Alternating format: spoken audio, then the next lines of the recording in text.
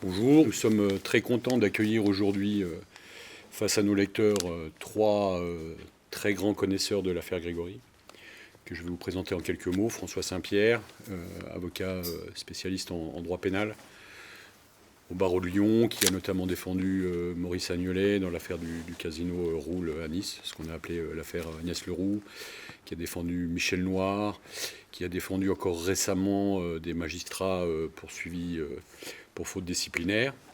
Voilà. Patricia Touranchot, qui a été pendant près de 30 ans chef du police service justice à Libération, qu'on ne présente plus, qui a fait plusieurs livres sur le 36 quai des Orfèvres, sur Guy Georges, sur Le Grêlé, et un livre en 2018 sur l'affaire Grégory. Voilà. Patricia est aussi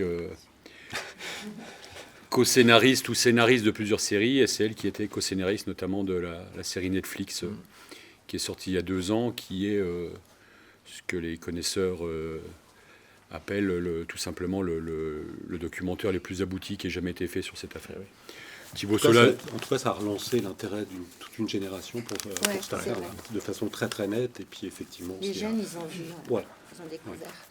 Thibaut Solano aussi, directeur adjoint de la rédaction au journal Marianne, passionné de faits divers, qui a sorti un premier livre en 2016 sur les disparus de Perpignan, la gare de Perpignan, et qui a sorti un autre livre en 2018 très remarqué aussi, qui s'appelait La Voix rauque, et qui connaît très très bien l'affaire. Avec La Voix rauque, il y avait une particularité sur La Voix rauque, c'est que c'est le seul livre qui s'intéresse et puis à l'avant assassinat de Grégory.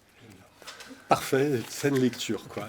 Donc il s'intéresse à toute la jeunesse des Villemain, Laroche et Jacobs, qui paradoxalement n'avait jamais été fait, en tout cas de façon aussi creusée et un peu déconnectée du crime, quoi.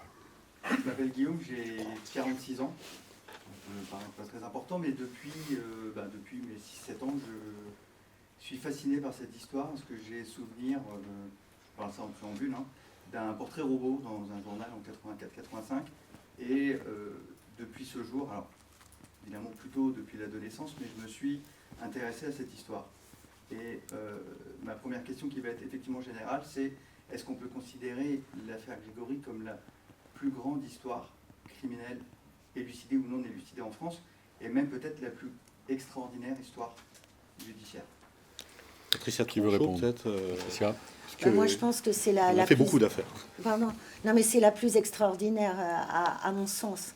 Elle est inégalable. On a l'histoire du Corbeau, on a un petit territoire des Vosges, c'est un mouchoir de poche, le territoire sur lequel ça se passe. Ça se passe au sein d'une famille, élargie certes avec à peu près 70 personnes, mais quand même. Et un enfant jeté à l'eau comme ça, ce qui a fait aussi... ce qui a rendu l'affaire extraordinaire, c'est que c'est la première fois qu'on avait aussi la photo d'un enfant, le photographe qu'il a pris avec le pompier qui le porte, etc. La lettre. La lettre de revendication du crime, donc où tout est dedans, le mobile, la haine, la vengeance, l'argent, tout est dans cette lettre en fait, et qu'on ne trouve pas, alors que ça paraissait simple.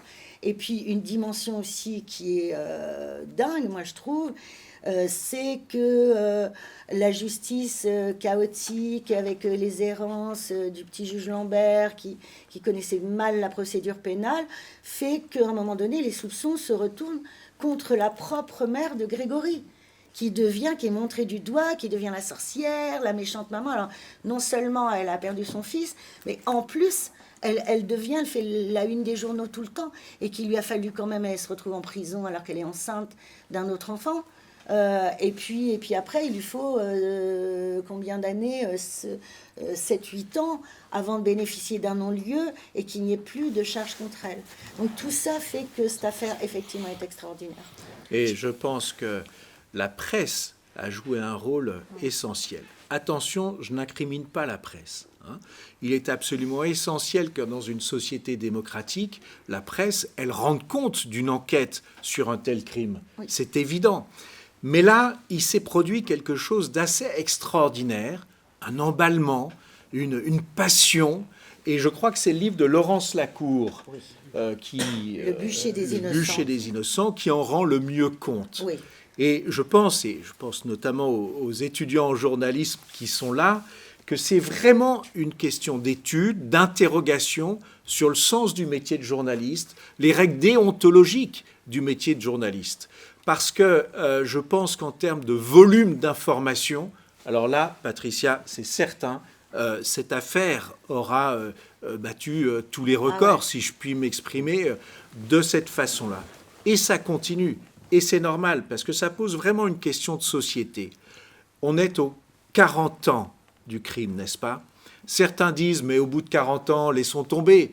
Moi, je dis que ça nous interroge tous. Est-ce qu'on peut laisser sans réponse l'assassinat d'un gosse de 4 ans? Eh bien, certainement pas. Et la justice dit, on continue. Tant que la loi le permet, elle le permet. Et surtout parce qu'on a l'espoir d'une solution grâce aux technologies d'enquête, à la volonté des experts judiciaires, de la gendarmerie et des magistrats. Et des avocats. Et de la pour vous, à partie titre personnel, en quoi elle est différente des autres affaires que vous avez pu avoir? Et une deuxième question, qu'est-ce que vous pensez du rôle joué par vos prédécesseurs dans l'affaire, puisque vous avez été embarqué sur la fin, et notamment du premier avocat des Villemains? Alors, écoutez, Ah non, elle est neutre. Hein. moi, ça fait 40 ans que je fais ce métier maintenant, hein. Mais j'ai fait la connaissance de Jean-Marie et Christine Villemin il y a 8 ans. Bon.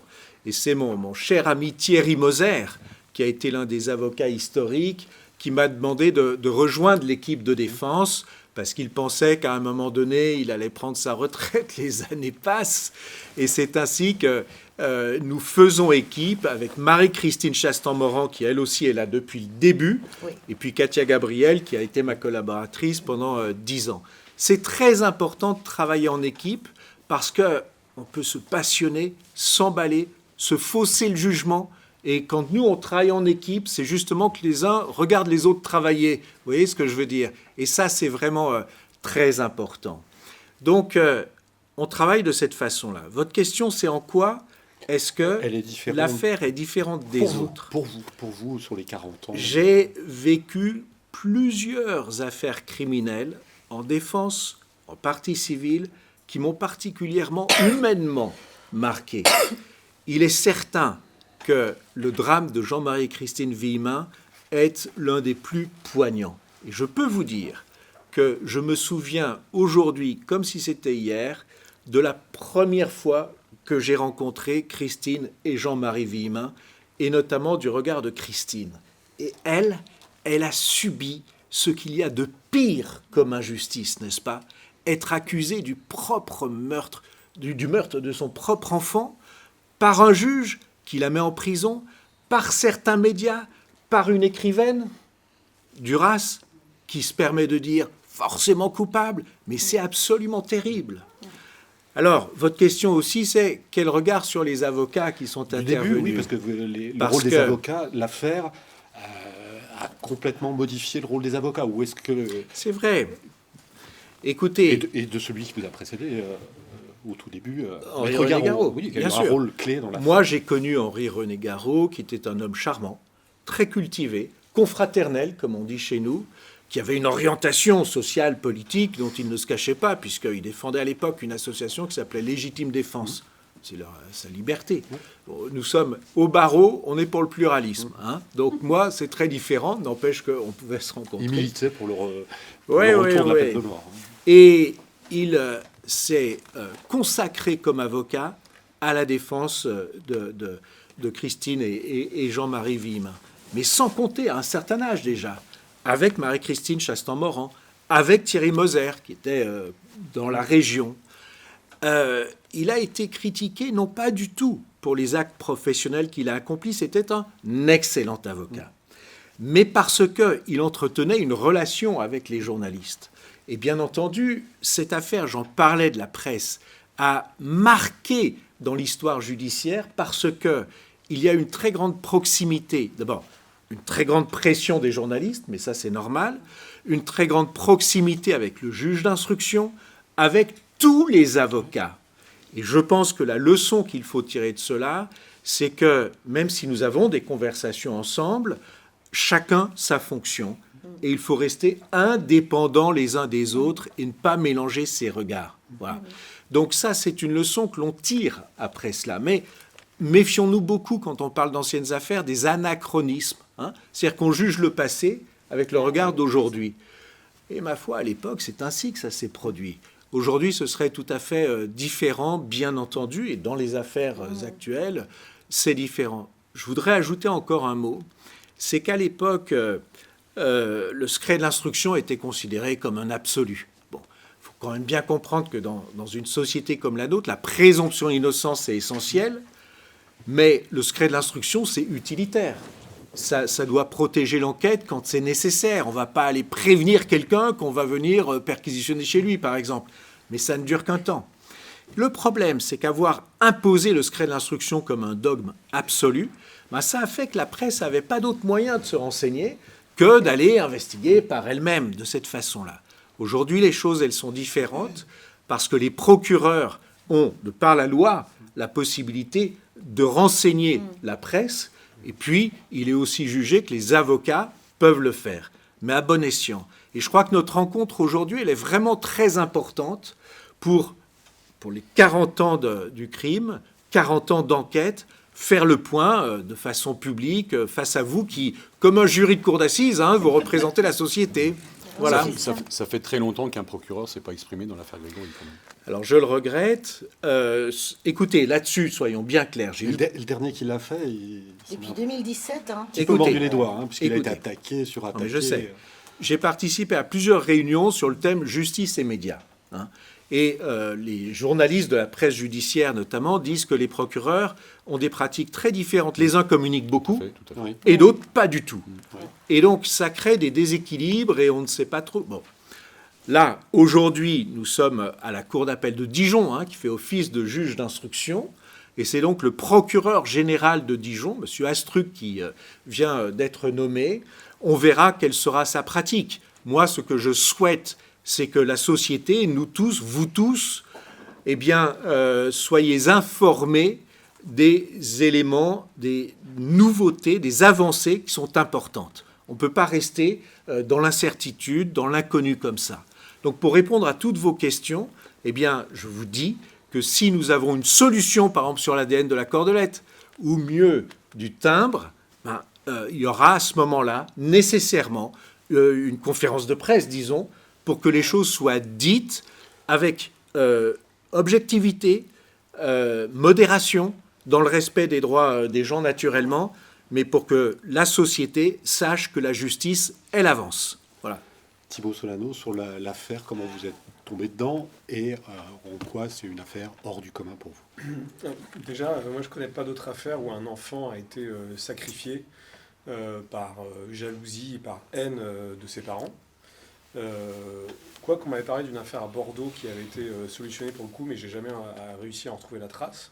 On connaît des affaires où le père qui se sépare de la mère tue l'enfant pour se venger et inversement, mais où on a un mobile qui semble basé sur la jalousie et la haine personnelle, j'en connais pas d'autres.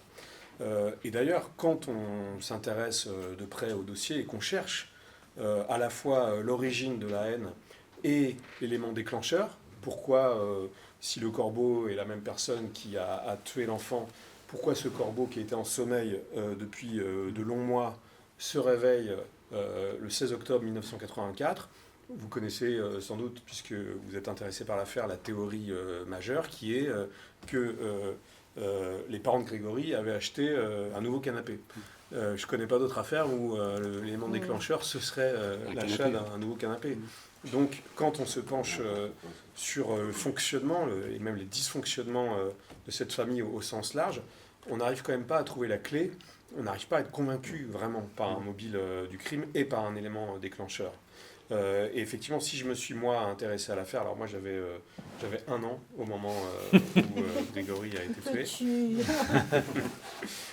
C'est parce que j'avais fait un premier livre sur un autre cold case, qui n'est plus vraiment, d'ailleurs, aujourd'hui, Les Disparus de la gare de Perpignan, aux éditions Les Arènes. Et c'est la maison d'édition, en fait, qui m'a incité à me pencher sur le dossier, alors que moi, vraiment, à l'origine... je m'étais dit, je connaissais l'affaire bien sûr, mais je m'étais dit, il y avait 17 livres déjà à ce moment-là qui étaient parus sur le sujet. Je me dis, qu'est-ce que je vais raconter ?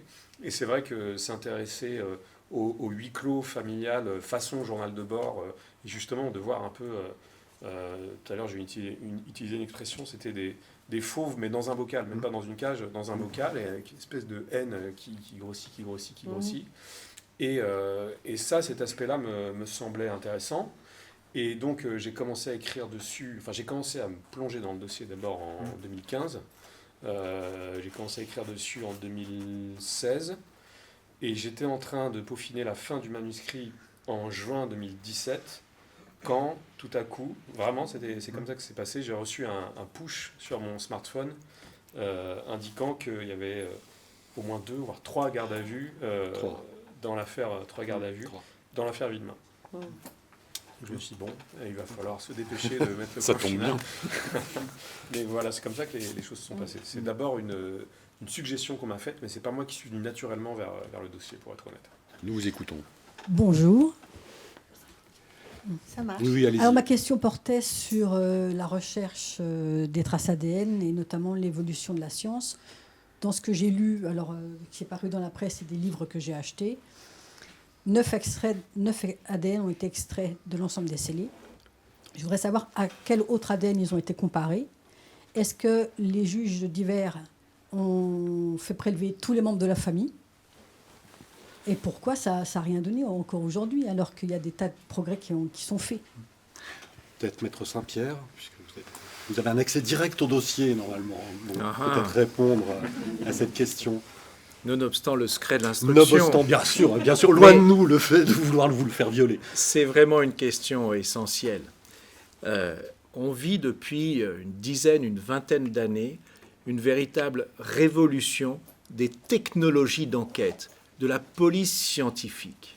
L'ADN, je me souviens dans les années 90, par exemple, M. D'Outrepuis, qui était le grand expert et qui l'est toujours de l'ADN, courait les cours d'assises dans les procès pour expliquer comment ça fonctionnait. C'était nouveau. Ça n'a cessé de se développer. On peut résoudre des énigmes, des tombes des pharaons d'il y a plus de 2000 ans, n'est-ce pas? Pourquoi ne pourrait-on pas résoudre l'énigme du meurtre du petit Grégory?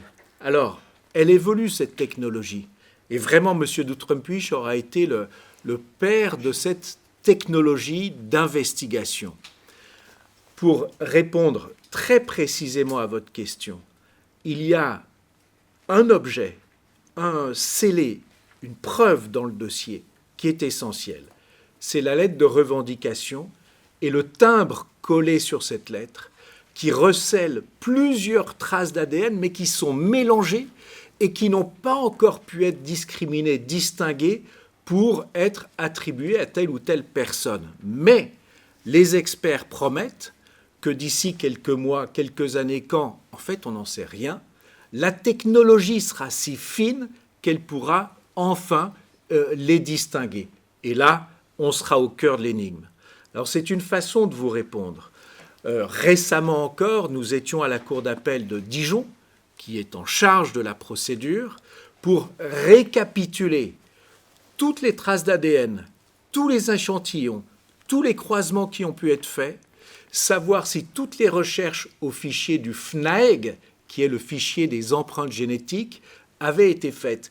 Et on a pu découvrir, en faisant ce recensement du dossier, ce sont des heures et des heures de travail, et je vous dirai qui travaille cela essentiellement, on a pu déceler quelques oublis. Donc on a saisi la Cour d'appel pour que des compléments d'expertise soient faits. C'est en train d'être fait. En fait, c'est pour fermer les portes, comme on dit en langage policier, et qu'il n'y ait pas de trou, n'est-ce pas, dans cette enquête. Moi, je pense que l'ADN est vraisemblablement la technologie qui permettra de résoudre l'énigme. Comme je vous l'ai dit, quand? Je ne peux pas encore vous le dire. Il y avait une autre question sur l'ADN qui était de Frédéric, autant solder le sujet, après je te donnerai la parole, qui portait précisément sur les cordelettes. Non, ça revenait exactement à la même question. C'était, est-ce que depuis le début de l'année, on en a un petit peu parlé, si on a eu des avancées à ce sujet, justement sur le déménage des ADN qui sont un petit peu confondus, si on avait quelques pistes qui s'ouvraient, tout simplement. Comme je vous le disais, bon, il y a un secret de l'instruction, mais il est relatif en vérité. La loi prévoit que le procureur général de Dijon a le droit et même le devoir de diffuser une information publiquement dès lors que ce serait essentiel. Bon, c'est l'article 11 du Code de procédure pénale.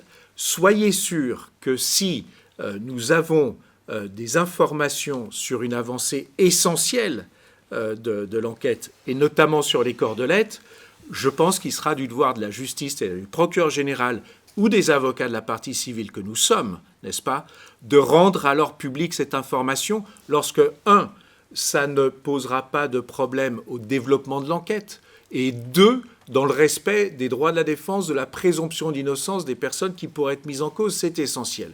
Vous comprenez que les vies humaines, dont nous sommes avec Marie-Christine Chastan-Moran, avec Katia Gabriel, les avocats, nous sommes déterminés à ce que la justice parvienne à la vérité. Mais nous y tenons. Ça doit être fait dans les règles de l'état de droit.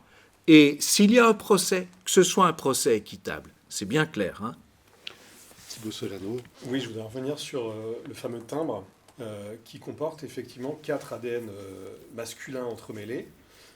Aujourd'hui, la technique ADN, nous dit notamment le professeur d'Outremepuich qui a son laboratoire à Bordeaux, permet d'exclure des profils en les comparant, mais ne permet pas d'identifier avec certitude les profils qui sont entremêlés. Et c'est vrai que le professeur d'Outremepuich a dit, je pense que c'est à ça que vous faisiez référence, notamment en début d'année, que il suffisait, enfin peut-être dans quelques mois, on aurait la validation d'un programme, d'un logiciel en fait, pour capable d'identifier ces ADN entremêlés.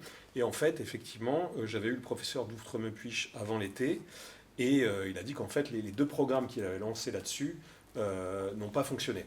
Ils ne sont pas assez fiables pour être validés par les autorités qui sont chargées de valider ce genre de programme.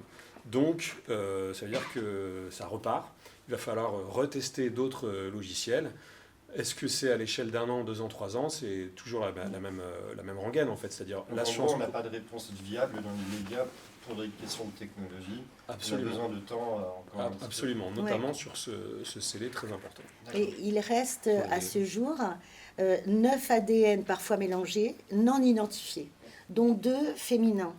Et certains, comme sur le timbre, sont vraiment à des endroits décisifs.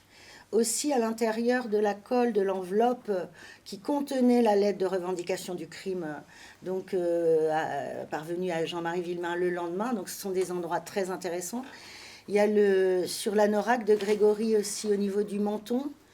Mais bon, là, je suis un peu dubitative parce que les ADN de Christine et Jean-Marie Villemain et de la nounou qui ont habillé l'enfant ce jour-là n'apparaissent pas sur les vêtements de Grégory, donc on ne sait pas trop ce que c'est. Il y a un autre ADN non identifié sur une cordelette. Et enfin, c'est quand même intéressant, c'est des endroits intéressants, c'est pas n'importe quoi, ça peut être décisif, mais par exemple, je crois sur un ADN sur le timbre ne comporte que 7 segments. Donc il y a des mélanges et il y a aussi des ADN très partiels. Et donc, normalement, on n'intègre pas dans le fichier national des empreintes génétiques des ADN qui ne comportent que 7 segments. Mais je crois que Jean-Marie Villemain l'avait demandé à l'inscription. Et pour répondre à Madame tout à l'heure, pour désincriminer les pollutions, les personnes, parce que, évidemment, à l'époque, les scènes de crime, la notion n'existe même pas. La police scientifique n'existe même pas en 84, donc la scène de crime est piétinée, donc les documents sont touchés par tout le monde, les vêtements de Grégory, etc. Donc aujourd'hui, les enquêteurs, les juges, etc., pour désincriminer les gens, ont fait prélever, alors il y a plus de 400 personnes qui ont été prélevées, dont la moitié sont des gendarmes, pompiers, médecins, magistrats, greffiers, avocats, experts, qui ont pu manier les pièces à conviction. Et l'ADN des défunts a été reconstitué, en fait, à partir d'objets personnels qui leur appartenaient. Voilà. Donc, ces gens-là, en fait, à chaque fois, par exemple, il y a un ADN sur l'anorak de Grégory, on s'est aperçu récemment, qui correspondait à l'ADN du capitaine Sesma. Voilà. Mais au moins, il est désincriminé. Est-ce que tous les membres de la famille ont été prélevés? Comment? Est-ce que tous les membres de la famille ont été prélevés? Oui, ils ont été prélevés. Tous, ou leur ADN reconstitué. S'il y a 9 ADN non identifiés, ouais. Donc veut- ça veut dire qu'ils ne sont pas dans la base. Alors Ça voilà, veut dire qu'ils ne seront jamais dans la base. ça veut dire qu'ils ne seront jamais. Ça veut dire qu'ils appartiennent pas aux 400 personnes. Ça veut dire qu'a priori, Donc- alors attendez, il y en a qui, par exemple, Michel Villemain, il n'est pas exclu. Vous voyez, il y en a, la question reste en suspens. Peut-être, peut-être pas. Il n'est pas exclu, par exemple. Mais certains autres le sont. Donc, c'est pas un ADN complet. Quand vous dites que Michel Villemain n'était pas exclu. Parce qu'il est entremêlé, justement. il est entre, ouais, Ok. ouais. Et donc, il y a des gens qui sont pas exclus, mais on ne peut pas dire non plus que ce sont eux. Mais moi, j'aimerais être aussi optimiste. Non, mais peut-être que la réponse, elle va arriver par l'ADN, mais tout dépend où il est placé, parce que moi, sur la NORAC, par exemple, voilà, est-ce que la Vologne, elle n'a pas tout lavé? Est-ce que les gens qui ont touché dessus n'ont pas fait disparaître les ADN des autres? Moi, je sais pas. Donc j'ai une question là concernant l'ADN. Vu que c'est à peu près tout la même famille, Ouais. c'est pas votre ADN et le mien, il ne correspondra pas, ça c'est clair. Mais vu que on ne sait même pas qui est frère là-dedans, on ne sait rien là-dedans, Ouais. parce qu'autant ils se mélangeaient tous entre eux, alors je pense que c'est un peu compliqué de trouver l'ADN à Pierre, Paul, Jacques. Non. Alors, Vu que ça correspond, ça doit correspondre un peu. Tous oui, les ADN là voilà. doivent correspondre un Alors peu. ça, c'est sur l'ADN en parentèle, les recherches en parentèle, c'est Oui, mais différent. ça, avant 2000, on n'arrivait pas à dire. Aujourd'hui, on peut dire que c'est un cousin, que c'est aujourd'hui. Je crois qu'on arrive Oui, à le oui, faire. oui, Mais avant, oui. on n'arrivait pas. Ouais, Parce qu'on a dit, on a fait des tests de paternité avec le petit, oui, c'était bien lui le père. Oui. Mais je suis sûr qu'ils avaient pris l'ADN à quelqu'un d'autre, ça Ouais. aurait été le même. Parce qu'autant on ne savait pas les dissocier. Vous comprenez ce que je veux dire? Oui.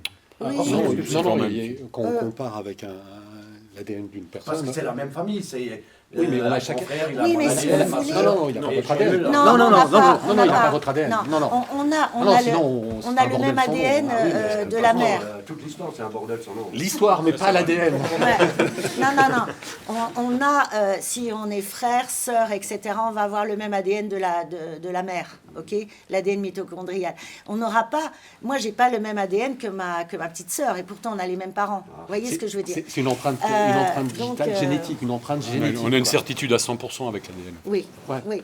Il n'y a aucun problème. Voilà. Et les tests de paternité ont été faits sur tout le monde.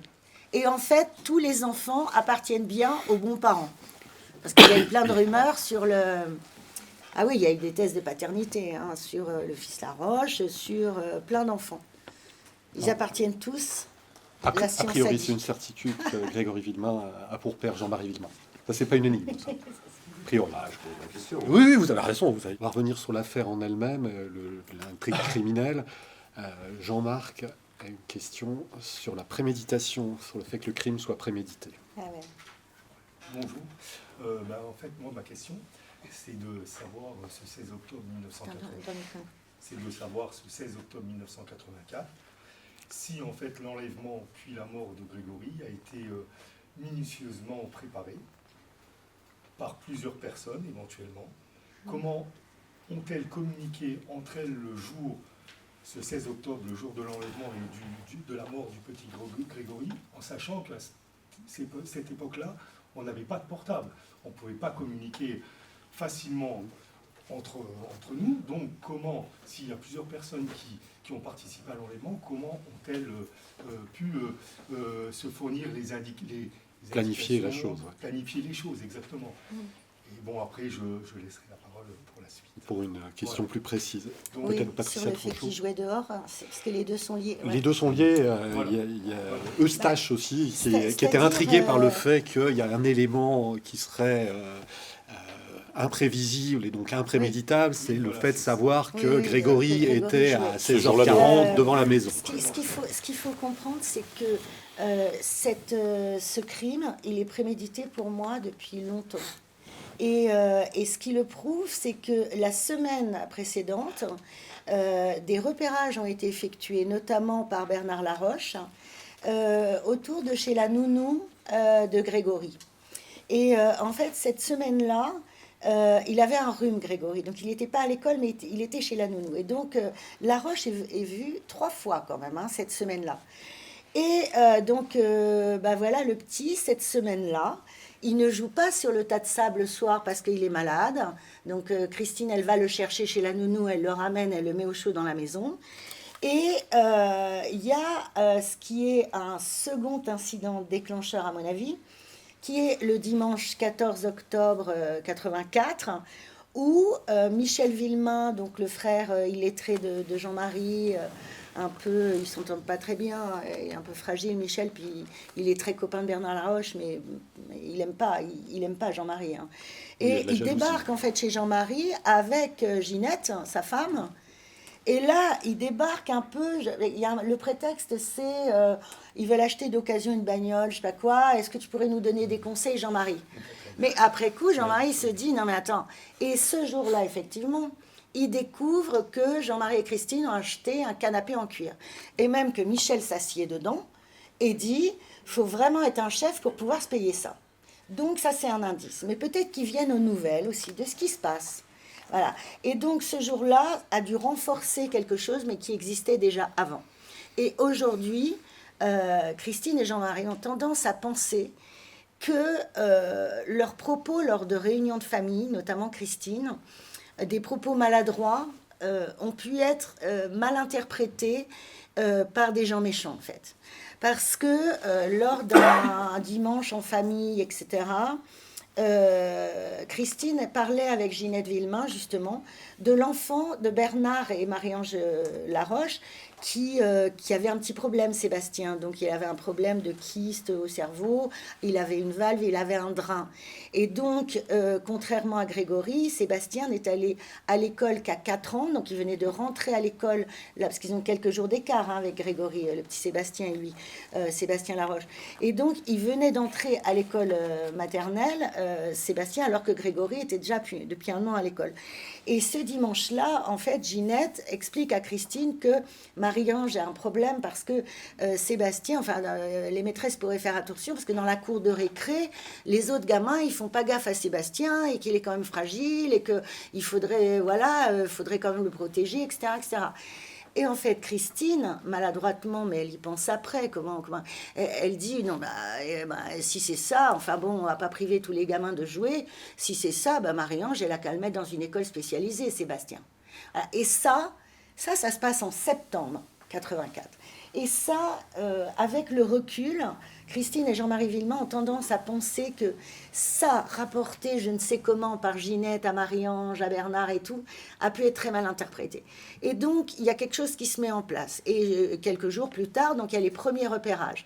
Après ce dimanche 14 octobre, il y a Michel et Ginette qui viennent vraisemblablement aux nouvelles. Et ça en remet une couche. Et après, je veux dire, le lundi et le mardi, Bernard Laroche et Michel Villemain, ils passent beaucoup de temps ensemble. Le jour du crime, soi-disant, pour feuilleter un catalogue de quoi? Enfin, pendant 2 heures, il feuillette un catalogue d'achat par correspondance. Et je ne sais plus où je voulais en venir, en fait.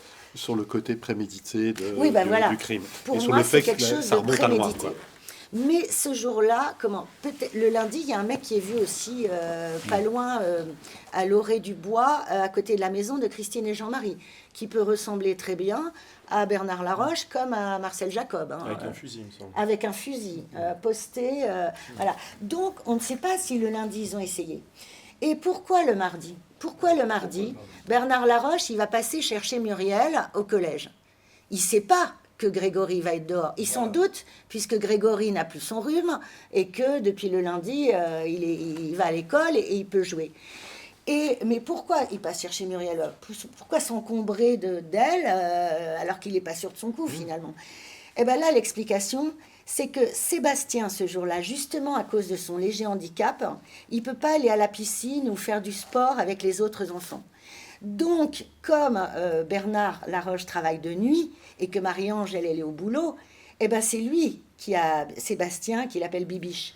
Et donc, s'il a Sébastien qui veut tenter le coup d'aller voir à l'éponge au cas où le petit Grégory soit dehors, ben, qu'est-ce qu'il va faire de Sébastien?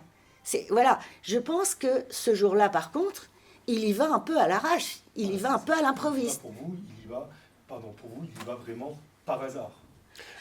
Pas par hasard, pas par hasard, mais il tente le coup une fois de plus. Ça va marcher ou ça va pas marcher? Mais après, ça déclenche quand même ça. Si c'est du hasard, ce qui est surprenant, c'est que ça déclenche derrière tout un processus qui va jusqu'à la mort de Grégory. On peut pas, je trouve qu'on peut pas, ça peut pas être fait par hasard. Je passe, ah il est là, je le prends. Mais après, il y a tout un déclenchement derrière. Et Oui, comment prévenir, par exemple, le corbeau, le coup de fil qu'il va donner à Michel. Si le coup de fil a Si le coup de fil a eu lieu. En revanche, il y a un truc dont on est sûr, c'est que la lettre a été postée. Voilà, ça, effectivement. Oui, mais la lettre... J'ai l'enfant, tu peux poster le courrier. Ça peut être la même personne. Non, mais la lettre, elle est froissée. La lettre de revendication, elle est froissée. Il y a certains enquêteurs qui imaginent que cette lettre, elle est dans la poche de Bernard Laroche depuis 8 jours. Voilà. Sur la préméditation. Ouais, je pense que votre question est vraiment importante pour que l'on fasse l'effort d'imaginer comment les gens communiquaient il y a 40 ans. Parce que c'est certain qu'il n'y avait pas de téléphone portable, il n'y avait pas de WhatsApp, etc. C'est une évidence. Et pourtant, les gens y communiquaient. Et même avant le téléphone, et si on remonte dans le temps, les gens pouvaient se donner des rendez-vous à l'avance, se coordonner. Donc, je pense que ce n'est pas parce qu'il n'y avait pas les moyens de communication qu'on a aujourd'hui que les gens ne se coordonnaient pas, n'anticipaient pas et pouvaient donc planifier des choses comme cela. Donc, pour moi, ce n'est pas un diriment, quoi. Ça n'empêche pas qu'ils se soient coordonnés. Mais comme le dit très bien Patricia Touranchot, ça a pu se faire dans différentes étapes successives et les choses se développent comme ça. Après, dans les premiers temps de l'enquête, c'est Bernard Laroche qui est ciblé comme étant l'auteur principal et de l'enlèvement et du meurtre. Pardon. Et c'est ensuite le juge Simon, dans les années 90, qui va développer intuitivement une théorie d'un complot, on va dire, où en fait Bernard Laroche est en lien avec les Jacob et ils se seront entendus antérieurement pour mettre à exécution ce plan qui pourra se dérouler d'une façon plus ou moins chaotique et hasardeuse, mais qui aboutirait ainsi. Et encore une fois, c'est pas parce qu'ils n'ont pas un téléphone portable pour se dire « ça y est, c'est bon, je l'ai », etc., que les choses ne peuvent pas se produire. Alors, cette théorie-là d'une action collective, il se trouve qu'ensuite, dans les années 2020, ou un petit peu avant, la gendarmerie l'a confirmée par l'utilisation du logiciel Anacrim, qui est un logiciel de traitement de texte, enfin d'indexation plus exactement de dossiers, qui permet de cartographier, de mettre en lien des correspondances que par soi-même on ne peut pas à un moment donné. C'est tellement gros comme dossier, c'est tellement volumineux que c'est très difficile humainement de pouvoir vraiment avoir une vision très analytique, très exhaustive de toutes les correspondances que l'on peut faire. Alors, ce n'est pas encore de l'intelligence artificielle, c'est de l'indexation, mais il se trouve que ce travail vraiment très minutieux que les gendarmes ont effectué a permis de corroborer l'intuition qu'avait eue le juge Simon. Moi, je dois vous dire qu'à ce moment-là, je suis déjà en défense de Jean-Marie et Christine Villima avec mes consoeurs et confrères, et j'étais parti sur un préconçu d'une action individuelle. J'avais bien lu ce qu'avait écrit le juge Simon, et d'excellents journalistes, mais je me rends compte qu'on peut articuler une accusation, n'est-ce pas, qui est d'une structure différente. Donc on voit comment on peut revisiter l'histoire encore, à la manière d'historien, mais là c'est un juge d'instruction, des enquêteurs, des experts, des avocats, des journalistes qui remplissent un rôle essentiel pour un regard extérieur, qui peuvent échafauder cette théorie-là. Après, il faut la prouver. Et ça, c'est encore autre chose, et c'est ce dont nous parlons aujourd'hui. J'aurais juste une question, vite fait, bien fait, là. Vite fait, bien fait. Bernard Laroche, vous avez dit que c'est lui, pas sûr à 100%. Non, pas sûr. Si M. Villemain ne l'avait pas tué, il aurait eu un non-lieu. Sa femme, elle a même touché de l'argent de l'État, donc on ne peut plus rien lui vouloir. Vous êtes avocat, non? C'est comme ça, non? C'est comme ça que ça se passe, non? Allez-y. Pas vite fait, bien fait. Ah, si. Non, mais, doucement, consciencieusement. Voilà. Patricia, vous vouliez répondre. Bernard Laroche a été, hélas, assassiné par Jean-Marie Villemain.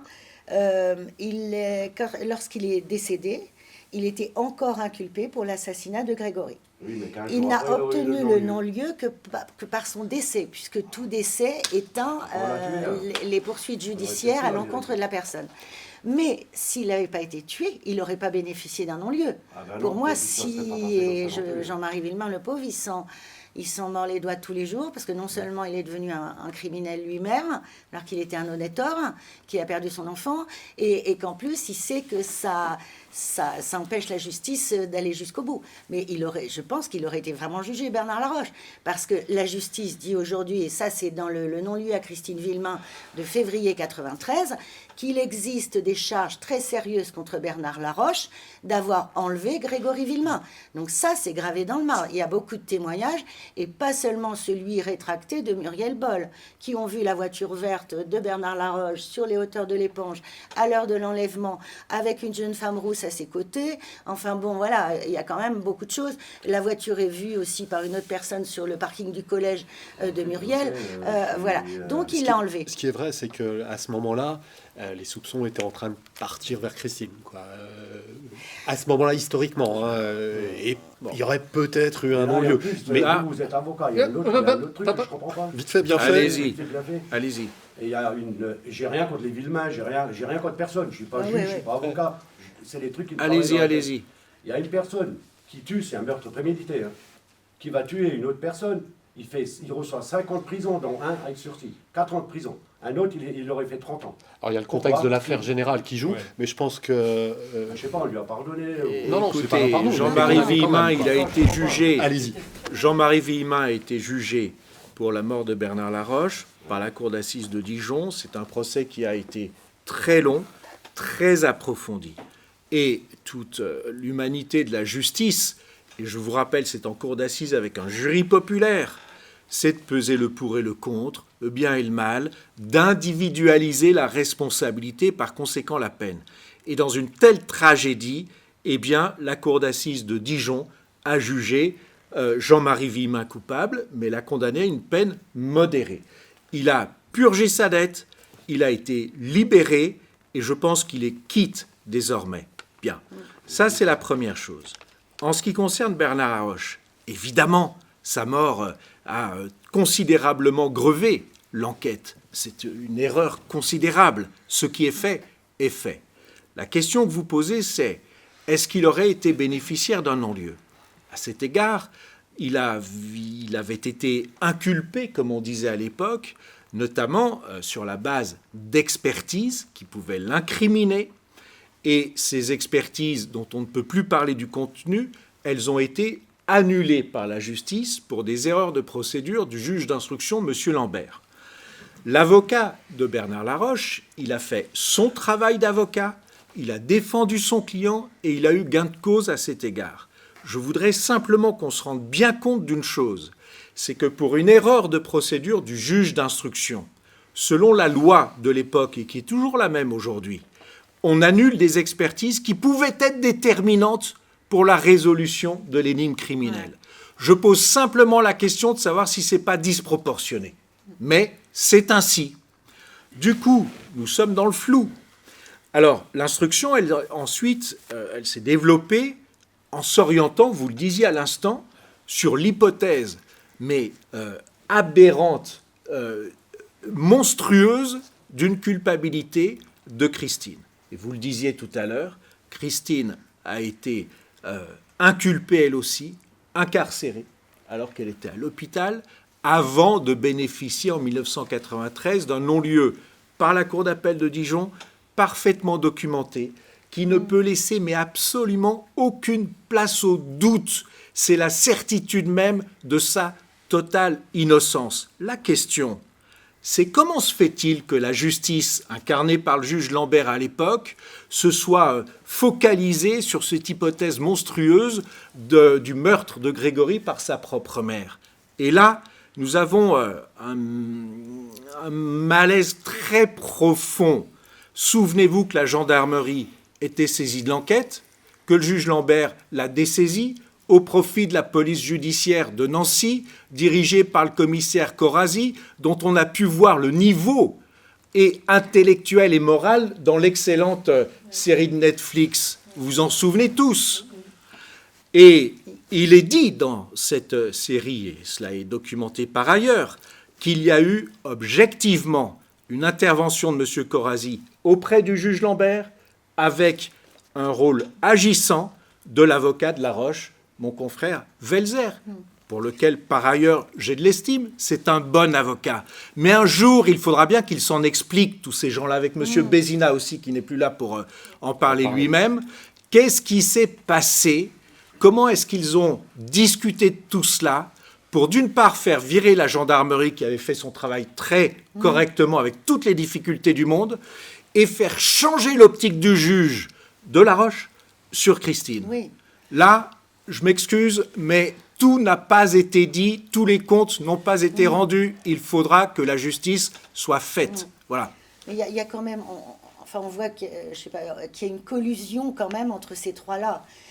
5 jours après l'inculpation de Bernard Laroche, donc Gérard Welser, l'avocat de Bernard Laroche, qui fait son boulot, de vouloir le sortir de là et de prison et tout, ok, mais il invite son ami Jean-Michel Bézina, donc le grand reporter de RTL et de 10 correspondances du Point et du JDD, de plein de journaux dans la région, qui avec sa femme fait la pluie et le beau temps quand même, donne le là, en fait, le ton dans les médias. Et avec lui, Bézina ramène Corazzi, qui l'avoue dans un livre, qui nous l'avoue en interview pour notre série Netflix. Et en fait, lui, il dit, moi, Coco, enfin, il s'appelle quoi, il se dit... Dans le moi, bouquin, il s'auto-appelle Coco. Moi, Corazzi, je suis là parce que je me dis qu'un jour ou l'autre, les gendarmes, ils vont être dessaisis. Et comme je connais bien Bézina, mon pote journaliste, je viens me renseigner. Gérard Welser, lui, qui nous apporte le dossier d'instruction, d'ailleurs, il le dit dans la série, lui, il est là, normal, pour défendre son client. Et Bézina, lui, il est là pour prendre des infos, etc. Mais Bézina, quand même... Dès le lendemain de la mort de Grégory, il se pointe à la gendarmerie d'Épinal et il dit au capitaine Sesma, « Capitaine, croyez-en ma vieille expérience, c'est la mer. C'est la mer. Je vais vous parler d'une bouteille de champagne, c'est la mer. » Donc, voilà, Bézina, Welser, Corazzi, 5 jours après l'inculpation de Laroche, et là, ils font une entente. Et Corazzi le raconte. Il dit, pour des motifs différents, on va tirer dans la même direction. Il s'arrête là. Mais moi, j'ajoute dans mon bouquin, oui, leur direction, c'est Christine Villemain. Parce que comme ça, voilà, on va trouver une autre coupable, et puis comme ça va dégager Bernard Delat. Et comme Bézina est persuadé depuis le début que c'est la mère, on ne sait comment, il a eu cette intuition-là délirante, ça s'enchaîne comme ça, et c'est terrible. Vite fait, bien fait. Je pense que ça fait vendre aussi beaucoup de journaux d'avoir accusé que M. Bézina s'en est pris à Christine Villemain, comme ça a fait quand même monter pas mal de, on va dire... oui, Laurence Lacour l'avait démontré dans son, livre, vrai. En recensant tout. C'est vrai. C'était ciblé de ce côté-là. Mais c'était pas le problème de Corazzi de vendre des journaux, quoi. Donc chacun avait son propre agenda. Parce que lui, c'est quand même dingue ce qu'il nous raconte pour la série de Netflix. On n'en revenait pas nous-mêmes qu'il ose devant la caméra dire ça, quoi. Mais en gros, il dit, quand je vais les interroger pour la première fois, Christine et Jean-Marie Villemain, lui, pas de problème, le mec, voilà, on voit qu'il est honnête, ça va. Mais elle, alors ok, d'accord, elle est habillée en noir, mais sexy, bien coiffée. Ce n'est pas ce qu'on attend d'une mère qui a perdu son enfant. Ce n'est pas. Et en fait, elle est sexy. Non, mais le mec, de quoi naît le soupçon, en dehors du fait que Bézina lui a bourré le mou depuis le début?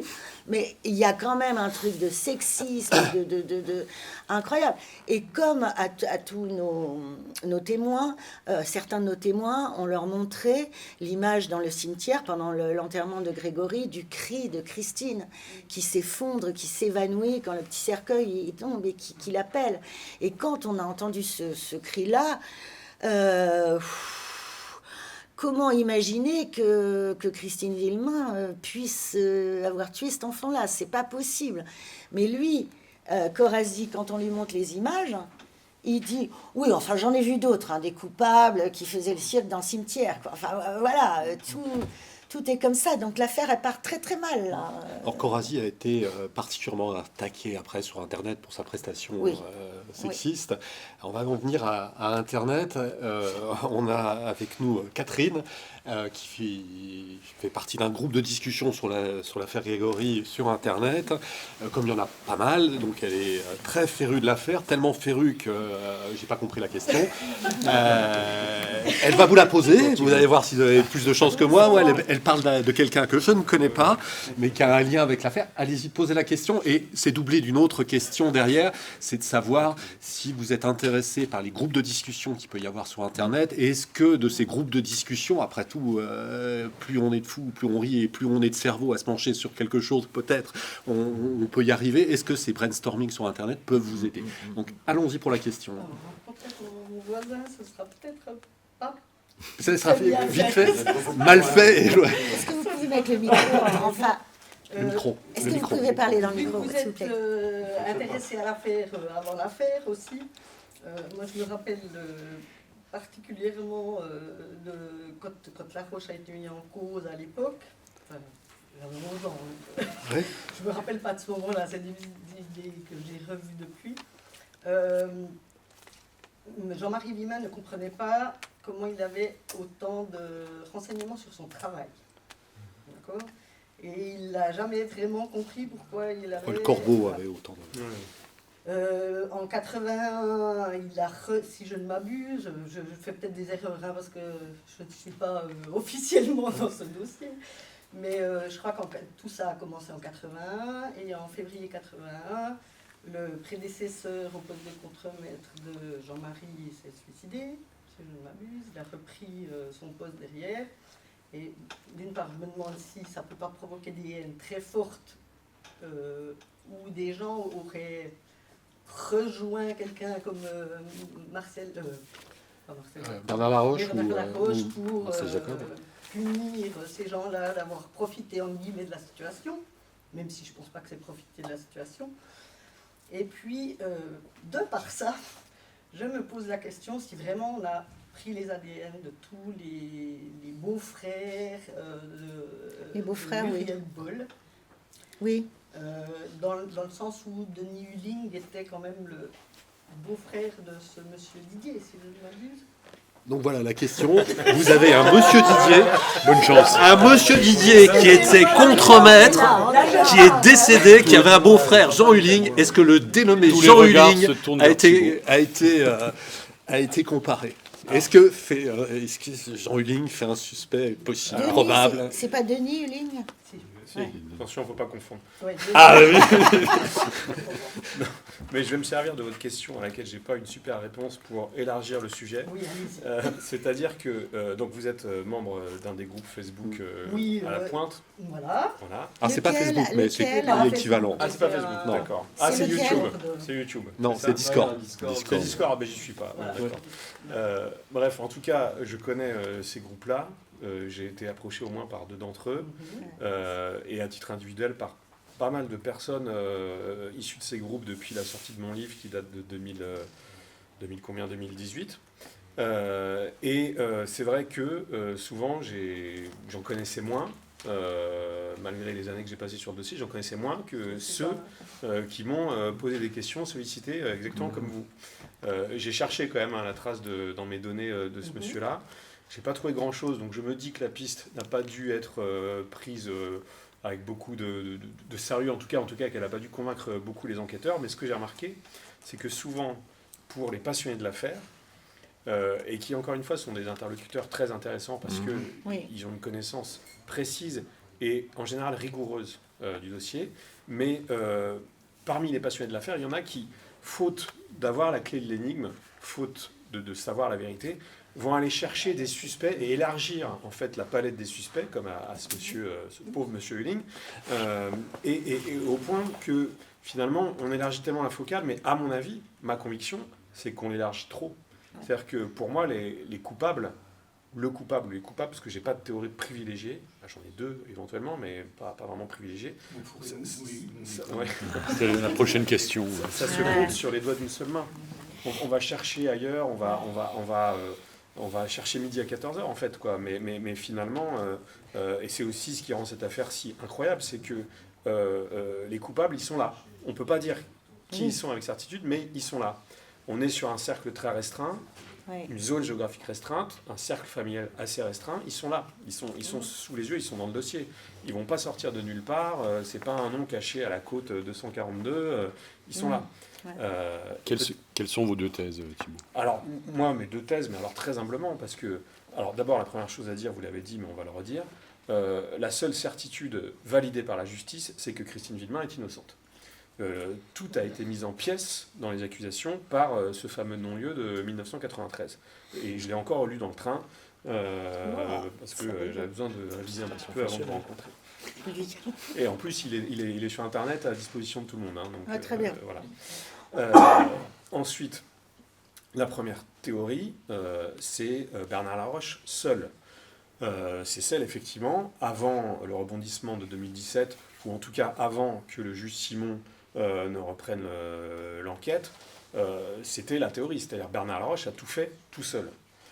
Ce qui avait son intérêt comme théorie, parce qu'effectivement, pour commettre un crime aussi dingue, on se dit, oui, c'est un type tout seul qui a mûri son projet dans son coin, et si personne n'est tombé depuis, c'est parce que justement, il y avait une seule personne détentrice du secret.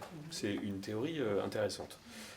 Maintenant, effectivement, quand vous refaites le film, c'est à coucher dehors, parce que pour qu'il ait le temps de tout faire, parce que s'il est tout seul, c'est-à-dire qu'il y a vraiment eu le coup de téléphone à Michel Villemain, de sa part, et donc il faut qu'il ait le temps de kidnapper l'enfant, de poster la lettre, de passer le coup de téléphone, de se garer à 17h30 près du Barba, et de tuer l'enfant, avant 17h30, pardon, et de tuer l'enfant. Voilà. Après, il achète du vin. C'est quand même compliqué. Et finir chez Champion. C'est compliqué pour une seule personne. Voilà. 40, Exactement, sur des horaires très serrés pour valider, pour faire semblant de valider son alibi ensuite, etc. Sachant que Bernard Laroche... Mais c'est jouable, c'est serré, mais c'est jouable. C'est jouable, mais ça reste à coucher dehors. Ouais, et sachant que... Mais tout est à coucher dehors, hein, c'est pas une façon de trancher sur les théories. Respirer en le faisant. Voilà, et puis c'est pas un tueur en série, donc normalement c'est pas une maîtrise criminelle absolue derrière Bernard Laroche. Donc ça c'est la première thèse, et par ailleurs j'ajoute qu'effectivement une témoin s'est manifestée après son interpellation pour dire qu'elle l'avait vu rôder entre l'école primaire de Grégory et le HLM dans lequel vivait la nourrice de Grégory. Mais c'est une seule personne. C'est un seul témoignage. À ma connaissance. Donc un seul témoignage, c'est toujours fragile.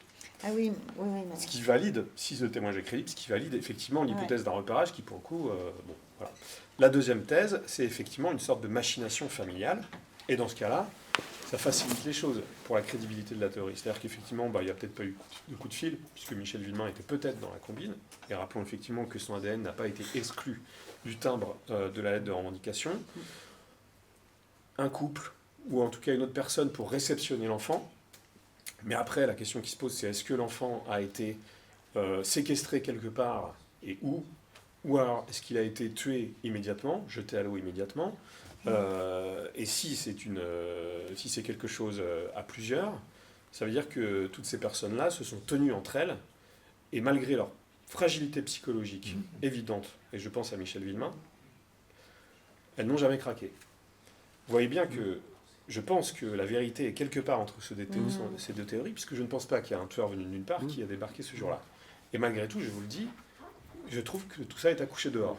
Et là, ça nous permet de revenir à pourquoi cette affaire est si incroyable. C'est parce que, quel que soit le bout par lequel on la prend, il y a toujours un trou, quelque chose qui colle pas, qui fait qu'on n'arrive pas à y croire.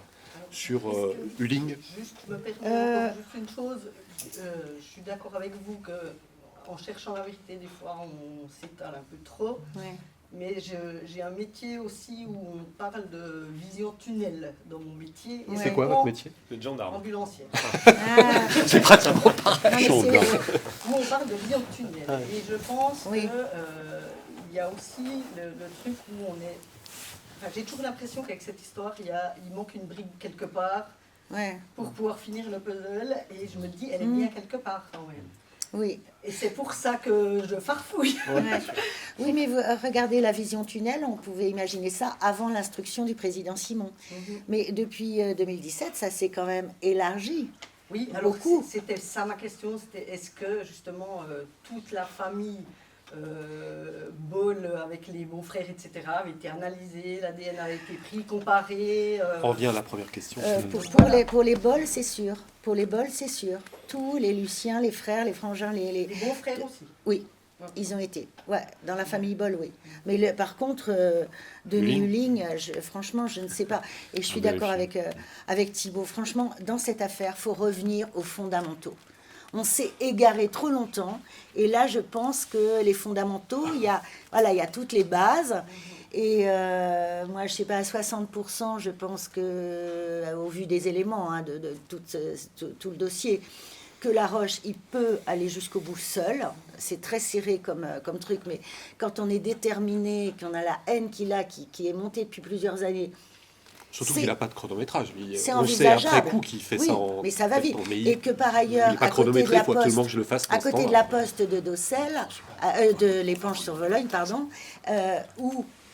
peut-être au moment où la lettre est glissée, donc avant 17h15, donc au moment de l'enlèvement de Grégory, finalement ça se fait en suivant, on pose la lettre de revendication dans la boîte, il y a une cabine à côté quand même. Il y a une cabine téléphonique. Voilà, donc si on veut joindre les Jacob ou je ne sais qui... Il y a la Vologne qui est pas loin. Il y a la Vologne aussi qui est pas loin. Ouais. Oui, mais alors oui, peut-être qu'il va pas direct là à la Vologne.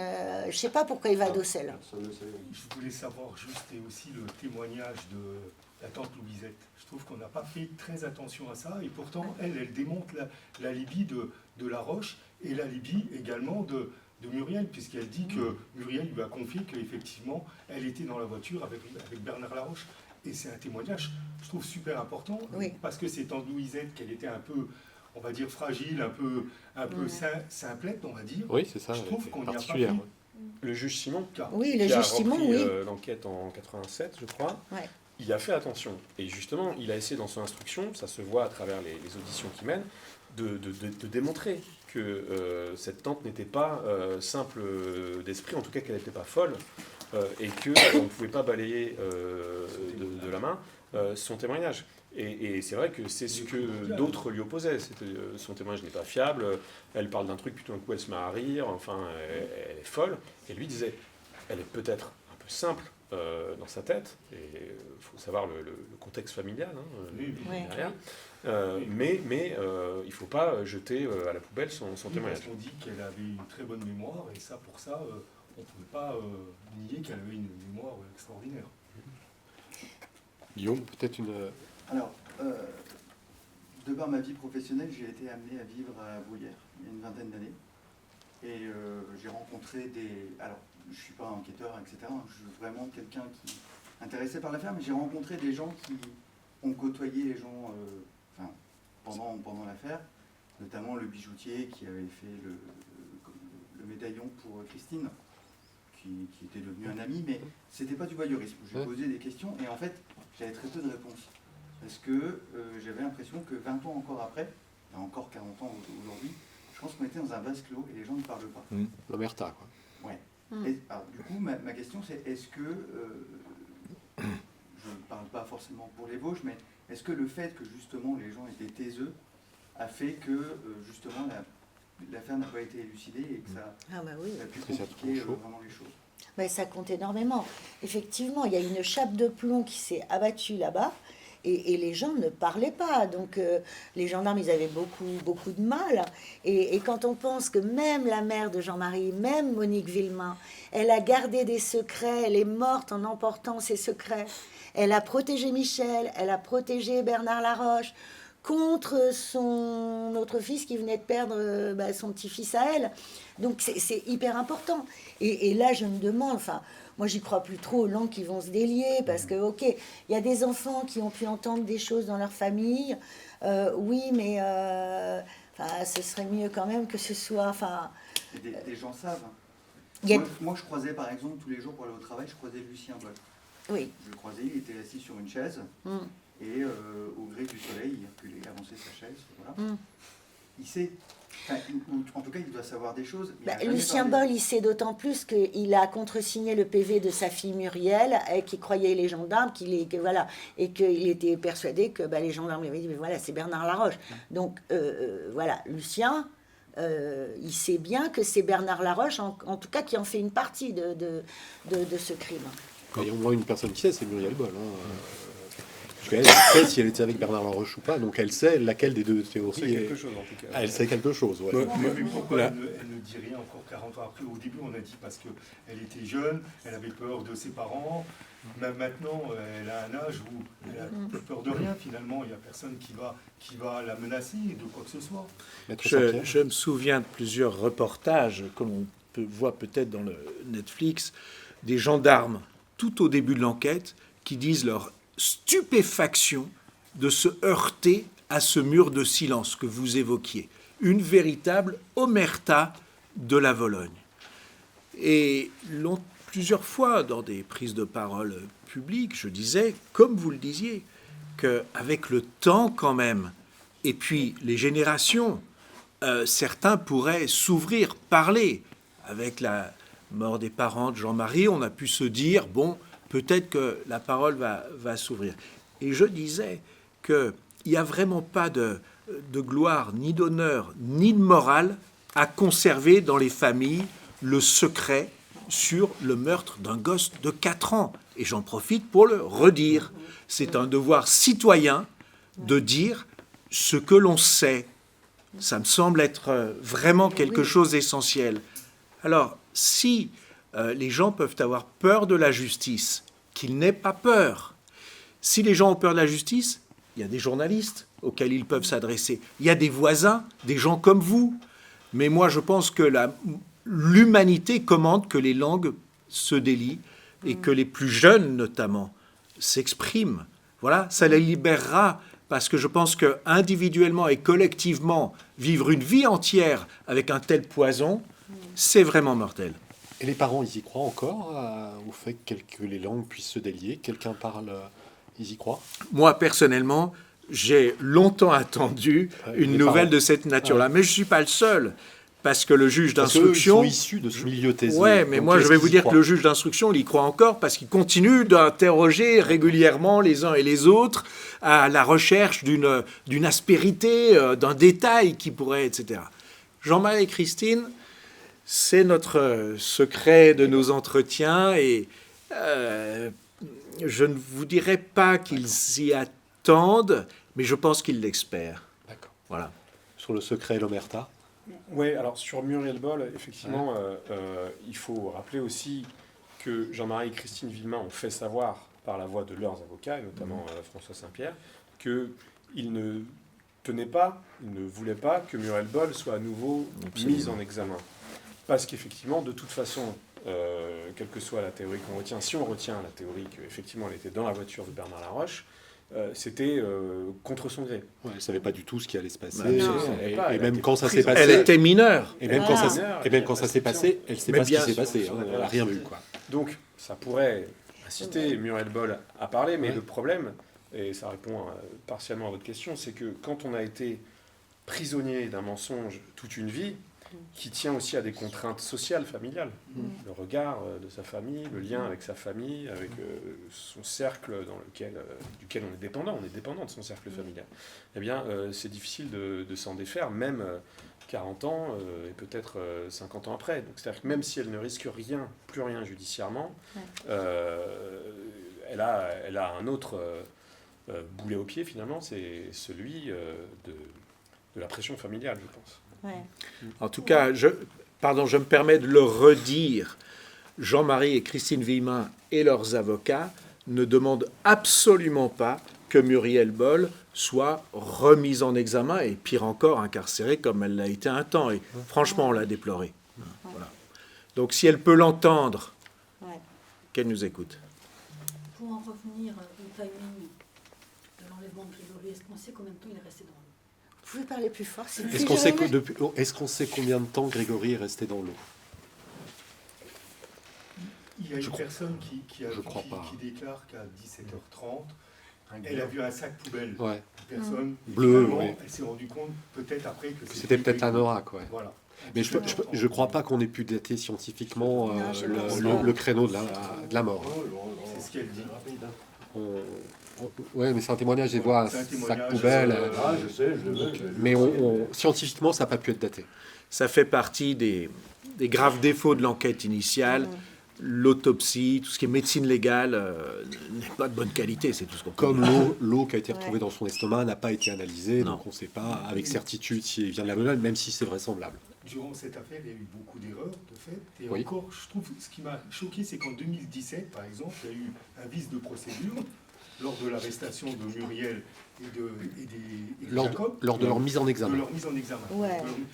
Je ne comprends pas qu'en 2017, alors qu'on sait que c'est un sujet sensible, c'est une affaire très sensible, comment c'est possible, moi je ne sais pas, je ne suis pas de la partie, comment c'est possible de faire encore un vice de forme? Alors, c'est Maître Saint-Pierre qui vous l'expliquer parce que c'est un des meilleurs procéduriers de France. Hein, donc. Réponse assez simple. Comme l'affaire a été poursuivie après que la cour d'appel de Dijon ait été désignée, c'est la cour d'appel et plus exactement la chambre de l'instruction qui fait office de juge d'instruction. Donc on a une procédure spéciale. Bon. Et la question qui se pose, la chambre de l'instruction, c'est 3 juges, le président, 2 assesseurs. Et la question qui se posait, c'est celle-ci, pour mettre en examen quelqu'un, est-ce que c'est le président de la chambre d'instruction qui peut le faire, ou est-ce que c'est les 3 juges collégialement en tant que chambre de l'instruction? Et à la décharge de la présidente de l'époque, ce qu'on appelle la jurisprudence, c'est-à-dire l'interprétation de la loi par la Cour de cassation, par les tribunaux, c'était pas si clair que ça. Et moi qui suis ça, et c'est mon boulot de mécanicien de la procédure, si vous voulez, c'était pas si clair que ça. Donc la juge, la présidente, elle a considéré qu'elle pouvait procéder elle-même à cette mise en examen. Les avocats des Jacob et de Muriel Boll, ils ont fait leur boulot d'avocats, ils ont contesté cela, et ils ont eu gain de cause, et les mises en examen ont été annulées. Donc, pour vice de forme, comme vous dites, c'est-à-dire que ça ne voulait, contrairement à ce qu'ont dit certains avocats, ça ne voulait pas dire qu'ils étaient innocentés, qu'il y avait 0 preuve contre eux. C'est pas ça du tout. Simplement, il y a une erreur d'aiguillage. Là-dessus, donc il y a eu quelques péripéties procédurales, mais pour faire court, eh bien, l'instruction, elle a suivi son cours. Et ils n'ont pas été, à ce jour, remis en examen. Je ne suis pas devin, je ne suis pas dans les secrets du président de la chambre de l'instruction ni de ses assesseurs. On verra ce que donnera la procédure en fonction de la réunion de tous les indices, de tous les éléments de preuve. Rendez-vous une autre fois pour en reparler. Excusez-moi, mais en gros, ça veut dire que 2017, en gros, ça a été un grand bluff envers les Jacob, une nouvelle fois vers le... Je ne dirais pas un grand bluff. Je dirais que la présidente de la chambre de l'instruction a vraiment pensé qu'elle avait les éléments utiles, nécessaires, pour les mettre en examen tous les 3. Après, à chacun sa méthode. Soyez sûr d'une chose, c'est que nous, pour Jean-Marie et Christine Villemin, et eux-mêmes Jean-Marie et Christine, on ne se substitue pas au procureur. À chacun son rôle. Nous, on est les victimes et les avocats des victimes. Bien, mais c'est au procureur de mener l'accusation et c'est au juge d'instruction d'instruire l'affaire, d'accord? Donc on n'a jamais été en demande de l'incarcération des Jacob et a fortiori de Muriel Boll. Jamais. De la même façon qu'on n'est pas en demande à ce qu'il soit remis en examen. À chacun son rôle. Nous voulons la vérité. Voilà.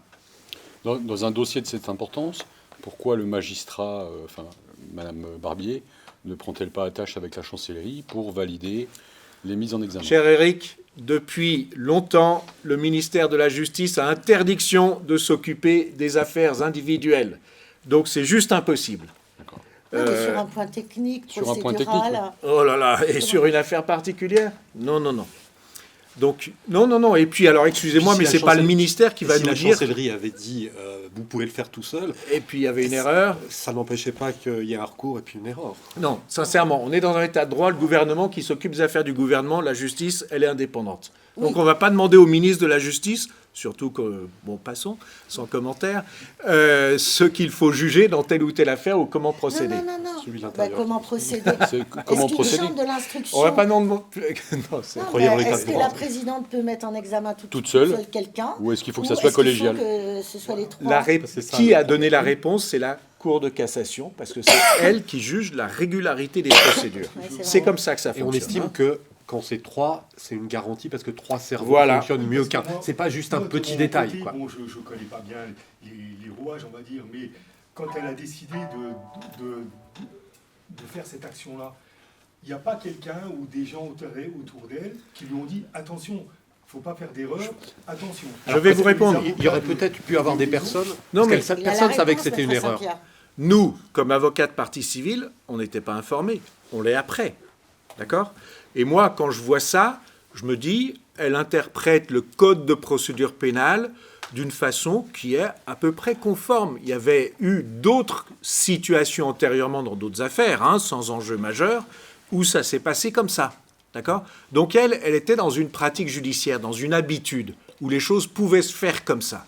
Il se trouve que les avocats, qui sont de bons avocats, ceux des Jacob, et de Muriel Boll aussi, ont posé la question, et c'est leur boulot. Bon, et donc les choses se sont ensuite déroulées de cette façon-là. Après, ça ne s'est pas déroulé comme avant, comme d'habitude, puisqu'elle disait que vous venez de dire qu'elle a pu, que dans d'autres dossiers, ça a passé. Pour ce qui vient d'être dit, c'est parce que la Cour de cassation a jugé que c'était une meilleure garantie que ces décisions soient prises collégialement par les 3 magistrats. Vous savez, c'est comme lorsque les avocats de Muriel Boll ont décidé de contester la garde à vue dont elle avait fait l'objet en 1984. Au final, ça n'a rien changé. Bon. Mais tout d'un coup, on a compris qu'à l'époque, on pouvait placer des mineurs en garde à vue comme des délinquants chevronnés.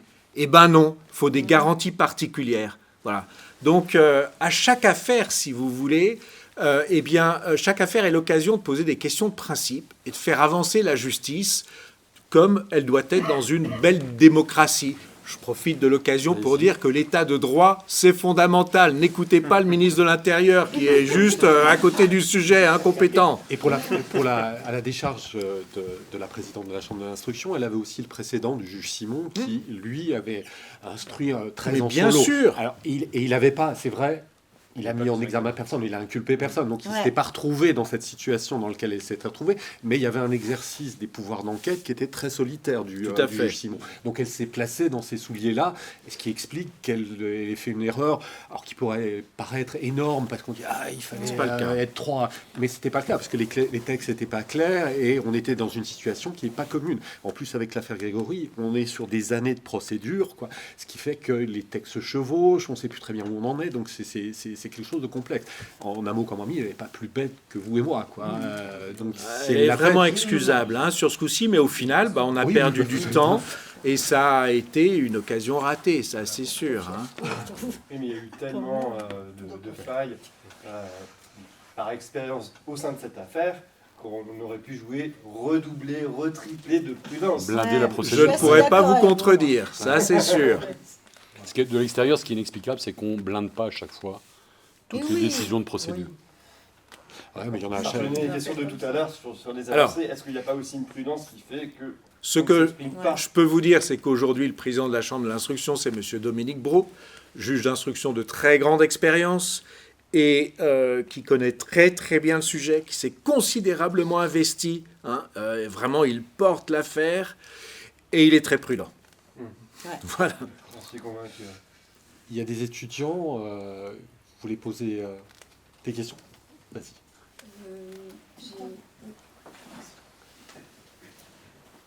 Le temps a passé vite, les 30. Alors, juste une question. Je voulais savoir s'il y avait une possibilité d'entamer une procédure ou au moins d'auditionner le commissaire Corazzi, Michel Bézina et l'avocat de la... Alors, Bézina, tout de suite, il est mort en France. Ah oui, pardon. Il est mort. Bon, lui, c'est réglé. Oui, lui, c'est réglé. Est-ce qu'il serait possible de les... Donc, Welzer et Corazzi, ça rejoint la question de Patricia, enfin la réponse de Patricia Tourangeau, et puis la déclamation, il faudra rendre des comptes, quoi. Donc, est-ce qu'ils devront un jour rendre des comptes sur la manière dont s'est déroulée l'instruction? C'est une question très, très judicieuse. Tout à l'heure, j'ai dit presque avec colère le reproche que je lançais à M. Corazzi. Et c'est ma liberté d'expression de le dire, et c'est mon devoir de défendre mes clients avec zèle, comme dit la Cour européenne des droits de l'homme. Je le dis à l'intention de M. Corazzi, si jamais il avait la mauvaise idée de vouloir nous contester ce droit à nous exprimer librement. Bien sûr qu'il devrait rendre des comptes. Alors, dans quel cadre? Mais il se trouve que l'affaire, elle est en cours, dans les mains de la chambre de l'instruction de la Cour d'appel de Dijon et du juge, du président, M. Brault. C'est un homme, ce sont des magistrats méthodiques qui font les choses dans leur temps. Alors, ils ne nous disent pas leur projet, c'est comme ça. Secret de l'instruction en plus. Ce que j'espère, ce que j'ai souhaité, c'est que M. Corazzi soit interrogé sérieusement, dans les règles du droit, bien sûr, sur ce qui s'est passé. Parce que, je le disais tout à l'heure, il y a une sorte de complot pour squeezer la gendarmerie, orienter l'affaire sur Christine. Et je pense que M. Corazzi a joué un rôle, qu'il s'en explique. Et d'ailleurs, ce serait très bien pour lui. Ce serait l'occasion pour lui de s'en expliquer et peut-être de s'en dédouaner ou pas. Tout dépend le fond des choses. Moi, ce que je pense, c'est que c'était un commissaire de police, un grand professionnel, et quand on est un haut fonctionnaire, on assume ses actes. C'est le mensonge qui tue. Voilà. Vous avez déposé une demande officielle pour le faire entendre auprès de la... Le secret de l'instruction fait que pour l'heure, je ne vous répondrai pas comme ça. Est-ce qu'il peut y avoir des poursuites à son encontre? Bon, il est à la retraite, le privé de l'honorariat, ça ne changera pas la face du monde. Nous, entendons-nous bien, nous ne sommes pas dans une logique de vengeance, mais de vérité. Et nous souhaitons que les choses soient dites. Qu'ils le disent. Et la même demande a été faite pour votre confrère, Maître Welzer? Secret de l'instruction. D'accord. Alors, pour être précis, Corazzi était venu s'expliquer devant la chambre, devant la cour d'assises. Je crois qu'il avait été interrogé, comme Lambert, comme Sesma. Donc, il a eu au moins une fois l'occasion d'être passé sur le grill par les avocats des uns et des autres. Mais donc sur la 93, et sur un procès qui était celui. Et sur la défensive. La question n'est plus celle-ci. En fait, pour libérer sa parole, je dirais qu'ils ne craignent pas de poursuite. Ça n'est pas ce que nous souhaitons. Qu'ils nous disent humainement, franchement, honnêtement, le dessous des cartes. Justement, parce que c'est une zone qui reste quand même très floue et avec le manque de... Enfin, il y a beaucoup de pistes qu'on n'arrive pas à creuser et ça reste une zone floue pour tout le monde et qui est tellement évidente, j'ai envie de dire. Comment ça se fait qu'aujourd'hui, on n'a pas creusé plus loin et qu'on n'est pas allé secouer plus fort Corazzi ou même le journaliste d'RTL. Il est mort. Enfin, pardon. Lui, vraiment, faut abandonner l'idée. Il faut vraiment abandonner l'idée. Je ne peux que vous redire, nous le souhaitons vraiment, plus encore que vous le souhaitez. Il va falloir conclure, a priori. Alors, je ne sais pas, peut-être...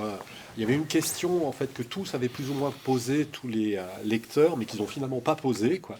C'est de savoir si vous pensez, chacun l'un après l'autre, si on saura un jour vraiment... Enfin, vous avez à peu près expliqué ce que vous pensez de l'affaire, mais est-ce qu'il y aura une vérité judiciaire qui va émerger de façon incontestable, une culpabilité qui va émerger de façon incontestable?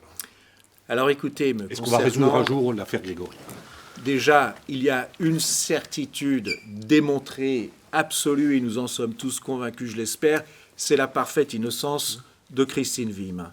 Ensuite, je me méfie bien, moi, comme avocat, de me faire une conviction trop à l'avance, parce que j'ai vécu différents procès qui nous ont montré que ces convictions, elles pouvaient être des erreurs, elles pouvaient s'effondrer, se retourner à l'audience. Donc moi, je crois ce que je vois, du moins en matière judiciaire. Mais du coup, nous suivons pas à pas l'enquête. Nous souhaitons l'audition de M. Corazzi. Nous souhaitons la résolution des traces d'ADN, bien entendu. S'il est possible que des personnes soient mises en examen, qu'elles le soient. Mais alors, ce sera dans la perspective de leur mise en accusation pour la tenue d'un procès devant la cour d'assises de Dijon. Et à ce moment-là, nous vivrons pleinement ce procès, mais comme quelque chose de vivant. C'est-à-dire un procès, on ne l'aborde pas avec une position préconçue et verrouillée. On vient pour que le débat il soit contradictoire, démocratique, et après, au juge de juger, voyez-vous, et à chacun sa fonction. Et nous serons les avocats de Jean-Marie et Christine pour dire quel a été le calvaire qu'ils ont vécu, la souffrance qui est encore la leur aujourd'hui, et la nécessité que la société, judiciairement, donne une réponse et dise une vérité judiciaire. Et c'est vraiment, j'espère, ce qui va se produire. Patricia? Je crois oui. Moi, j'espère de tout cœur qu'il y ait une réponse. On a une partie de la réponse avec le fait que Bernard Laroche a quand même bien enlevé cet enfant. Voilà. L'autre partie, on ne sait pas s'il l'a tué ou si ce sont d'autres personnes. J'ose espérer que la Vologne n'a pas tout lavé, que toutes les pièces à conviction n'aient pas été polluées et qu'on ait la vérité de ce côté-là. Mais je vous avoue que je l'espère de tout cœur pour Christine et Jean-Marie Villemain, mais j'en suis pas convaincue à 100%. Qu'on aura ces preuves matérielles. Pour Jean-Marie Villemain, une dernière question. Le 3 octobre sort une bande dessinée. Pourquoi? Je ne sais pas. Voilà. Saint-Pierre, je ne sais pas si vous... Parce que... oui, Patricia. Non, vas-y. Parce qu'en fait, dans la préface de cette bande dessinée, c'est préfacé par Jean-Marie Villemain, en fait, il raconte qu'il y a eu plein de propositions qui sont arrivées, notamment à Thierry Moser, un de ses avocats, pour faire une BD. Mais il y a quelques années déjà. Et il s'est dit, en fait, avec les 40 ans de la mort de Grégory, à tous les coups, il va y avoir une bande dessinée. Il avait peur des dessins, il avait peur de comment pouvait être rendue leur affaire. Et du coup, il a décidé, il écrit dans la préface, d'agir plutôt que de subir. Voilà. Et donc, c'est lui qui a démarché la maison d'édition des Arènes, avec laquelle chez qui ils ont fait leur livre le 16 octobre avec Christine Villemain. Et puis, voilà, ça s'est fait comme ça. Mais il n'est pas le co-scénariste non plus. Il est l'auteur de la préface, il a été le consultant, et il raconte, il y a une partie de cette BD qui est autour du procès, de son procès à lui. Et alors, je crois, pour l'avoir vu, moi qui ne suis pas un fan de bande dessinée, si vous voulez, que c'est un très beau livre. Ouais, moi, je l'ai lu hier soir, c'est poignant. Et ça retrace bien à la fois les faits et à la fois l'émotion de ces deux jeunes parents qui perdent leur petit, quoi. C'est bien fait. C'était pour anticiper. Ouais. Bien sûr. Là, faut vraiment même bien vite fait. Bien votre fait. livre, vous marquez qu'il y a un Villemain qui s'est pendu en 42. Oui, le père d'Albert. C'est le père d'Albert Villemain. Oui, mais vous dites par avant que sa femme, elle a tué son fils de 4 ans, en 1932. Elle a fait 3 ans de prison. Ouais. Je le mets pas dans le livre, ça. Non. Parce qu'il y C'est avait... le petit Étienne. Comment? Le petit Étienne, il s'appelait... Ça devait être le frère du... Il a été fracassé par sa mère. Il avait 4 ans. Ah oui, voilà. Thibaut, une conclusion? Une conclusion. Optimiste. Optimiste. Ouais, la résolution de l'affaire, possible ou pas possible? Alors, la science avance mais lentement, la justice avance mais lentement, et pendant ce temps-là, personne n'est éternel. Donc ça, c'est pas très optimiste. Néanmoins, si j'en reviens au non-lieu qui a lavé Christine Villemain de tout soupçon en 1993, si vous le relisez... Absence totale de charge. Voilà, ça reste... Il ne se contente pas de dire que Christine Villemain est innocente, il dresse aussi l'état des lieux à ce moment-là de l'enquête. Je pense qu'on peut avoir un jour, quelle que soit l'issue judiciaire, un document, à travers un non-lieu, à travers autre chose, je ne sais pas, un document qui va faire la synthèse de tous les petits cailloux ramassés par les enquêteurs sur le chemin de la vérité, qui permettent à chacun, peut-être pas d'avoir une certitude, mais d'avoir une idée quand même de ce qui s'est passé. Vous savez qu'il y a des expertises qui ont été faites, la stylométrie, avec des nouvelles techniques pour identifier. Alors ces expertises-là, par le passé, ont fait beaucoup de dégâts, donc il faut toujours rester prudent, mais petit caillou après petit caillou après petit caillou, ça peut permettre d'aboutir effectivement à un document judiciaire qui reste dans l'histoire pour les générations suivantes. Exactement. Et permettre d'avoir une idée assez proche de la vérité dans l'affaire. Donc une vérité impressionniste, par petites touches. Peut-être. Ok. Merci beaucoup. Merci. Merci à vous. Merci à vous tous. Merci aux lecteurs, aux étudiants. On peut se lever? On peut se lever.